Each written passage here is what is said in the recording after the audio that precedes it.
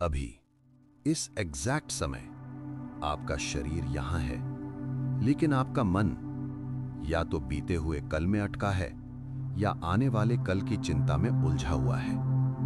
हम में से ज्यादातर लोग यही गलती करते हैं। हम जी ही नहीं रहे, सिर्फ सोच रहे हैं। और यही एक आदत हमारी शांति, फोकस और खुशी को धीरे धीरे खत्म कर देती है।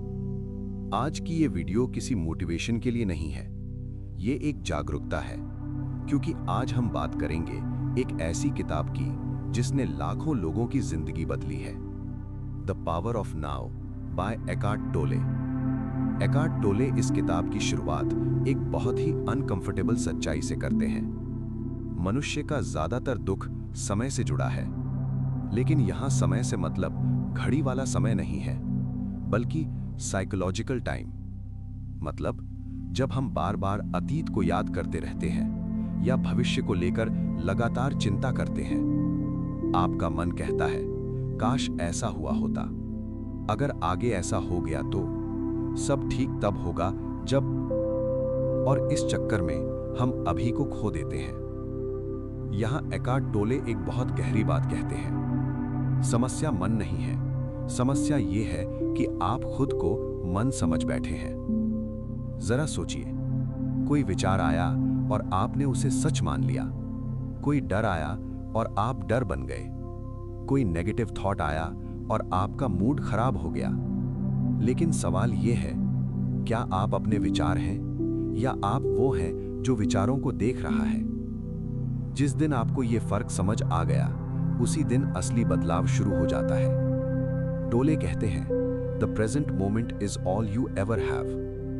मतलब अतीत यादों के सिवा कुछ नहीं है, भविष्य कल्पना के सिवा कुछ नहीं है। असल में जो सच में मौजूद है वो है अब। आप दुखी होते हैं क्योंकि आप पुरानी बातों को बार बार जीते हैं या आने वाले कल से लड़ते रहते हैं।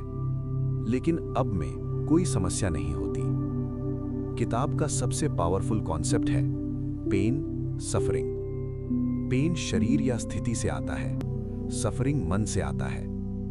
उदाहरण, अगर आप बीमार हैं तो ये दर्द है, लेकिन ये सोचते रहना कि मेरे साथ ही क्यों, मेरी जिंदगी ही खराब क्यों है, ये पीड़ा है और ये ऑप्शनल है। हम दर्द को स्वीकार नहीं करते, हम उससे लड़ते हैं और वही लड़ाई हमें और दुखी बनाती है। ईगो क्या है? ईगो है आपकी कहानी, आपका नाम, आपकी पहचान, आपका पास्ट। ईगो हमेशा पास्ट या फ्यूचर में जीता है, क्योंकि पास्ट है ईगो की कहानी, फ्यूचर है ईगो की उम्मीद। लेकिन नाव में ईगो टिक नहीं पाता। इसलिए जब आप पूरी तरह प्रेजेंट होते हैं, मन शांत हो जाता है। एकार्ट टोले कोई भारी साधना नहीं बताते।